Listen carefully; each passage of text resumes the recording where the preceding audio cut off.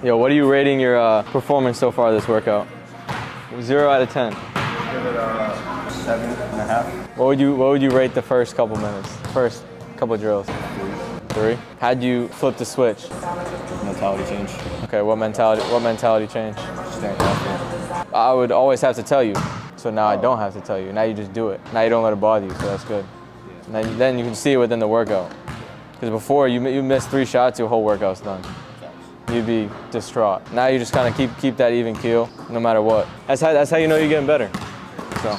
So I've had multiple of my in-season virtual clients start asking me about confidence, right? Especially at this time of the year, midway through the season, this question gets brought up a lot, right? You have a bad game, you're not feeling too confident. How do I boost my confidence? How do I work on my confidence? Or just generally at this point in the season, you don't feel confident in yourself as a player. So in this video, I want to talk about that. I want to give you guys 3 things that you can immediately do that I guarantee will help you build your confidence starting right after this video. So first things first is, what even is confidence? If we want to work on something, we need to be clear on what it is. So self-confidence in anything is just your belief in yourself. And I kind of want to link this to trust, right? Because you're trusting yourself, you have belief in yourself. Now, how do you have belief in somebody else, right? Say a friend that you trust. You believe them when their actions and their words constantly match up, right? When they say they're going to do something and they do it, over time, the more that they can do that, the more your confidence in that person starts to build. So now I want to take that back to self-confidence. How many times do you say, I'm going to get up at X hour and you don't? Or I'm going to get a workout in and you don't? These are small little actions that are going to build or tear down your confidence in yourself, right? Because it's that belief in yourself.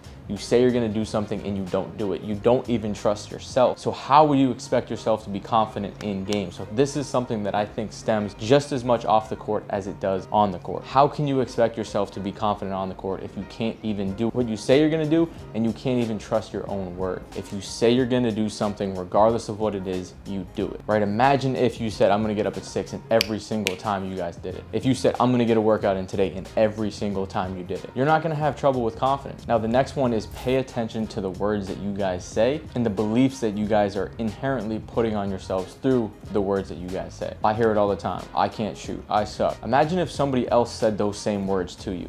Imagine if someone came up to you and said, hey, you can't shoot, you can't drive, you're not a good ball handler, you're not good at defense, and you're not a good basketball player. What would you think about him? Be like, this dude's a jerk, right? So why are you saying it to yourself? The more that you guys say things to yourselves, the more you're gonna believe them. As human beings, we naturally tend to try to validate what we're saying as true. So if you say you can't shoot, naturally, subconsciously, your body and yourself wants to prove that your words that you're saying are true. So guess what? The more you say you can't shoot, the more you're gonna start to act in that way, the more you're gonna start to believe it. If you wouldn't allow somebody else to say that to you, don't say it to yourself. Pay attention to the language that you guys are saying. Yes, you're missing a couple shots. Call it what it is. You just missed a couple shots. That doesn't mean you're not a good shooter. So, okay, maybe you missed a couple shots. I'll get the next one. I'm still a good shooter. It don't matter. I'm good, right? You start saying these positive things to yourself, you're naturally going to be better. See, there's no negative in you being not hitting your shots and you saying, I'll get the next one. But there is a negative in saying, I can't shoot, I suck, I can't hit 3. There's a negative in that, but you keep saying it. Don't give things more power than they need to. The next thing is your body language. So there's been a great study and there's a good TED talk on this where people think that how they feel affects their body language. So they start missing shots, they're not shooting well. Now they start to go into this kind of shitty body language, right? Fascinating thing is your body language actually affects the emotions and the chemicals that are going through your body. Even if you're shooting bad,